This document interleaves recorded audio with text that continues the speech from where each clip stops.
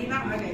एक वो यानी दो जोड़ों की मिसाल दे रहे हैं। सहाबा किराम के भी बीवियों में अब सबको ईमान लाना है, नबी सल्लल्लाहु अलैहि वसल्लम पे ईमान लाते जा रहे। उमर रज़ियल्लाहु तआला अन्हु भी बहुत उस दौर के बहुत जाहिल, बहुत गुस्से वाले, बहुत पहलवान करने वाले, बहुत वो थे।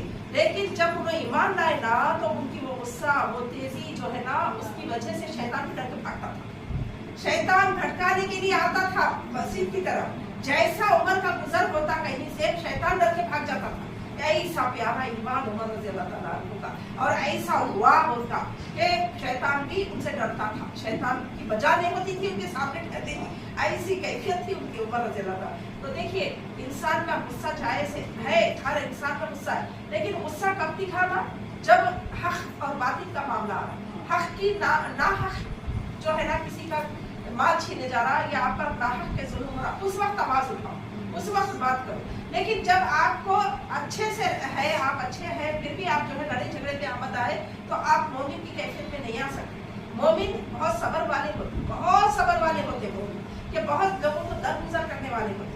तो यहाँ पे भी मतलब ईमान ला रहे, अब नबी करीम सल्लल्लाहु अलैहि वसल्लम पे ईमान ला रहे सहाबा किराम, तो उनकी बीवियां भी ईमान लाना जरूरी है, उनकी औलाद भी ईमान लाना जरूरी है। अब यहाँ पे वो कैफियत जाहिर कर रहे कि एक मियाँ बीवी ऐसे है जो हिजरत करना है। अब इस्लाम लाने के बाद अज़ियतें बहुत देने लगे मक्के में, अब हिजरत करना है मदीने की तरफ। अब एक वो जो दोनों मियाँ बीवी मुसलमान हो और दोनों ने हिजरत की हो, जैसे सैयदना उस्मान गनी रज़ियल्लाहु तआला अन्हु और उनकी अहलिया यानी रसूल करीम सल्लल्लाहु अलैहि वसल्लम की साहिबजादी, ऐसे लोगों का कोई मसला ना था।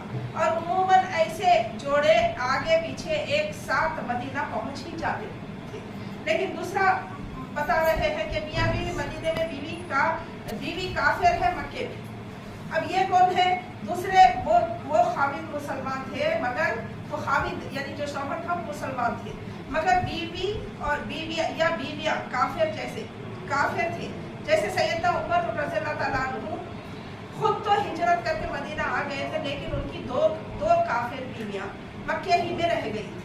तीसरा ये जिक्र आ रहा कि बीवी मुसलमान मदीने में है और मियाँ जो है काफिर मक्के में है। ऐसा भी हुआ कि साहबिया ईमान ला लिया और हिजरत कर लिया अल्लाह के नबी के साथ, लेकिन मर्द जो है शौहर मक्के में रह गए, काफिर बन गए।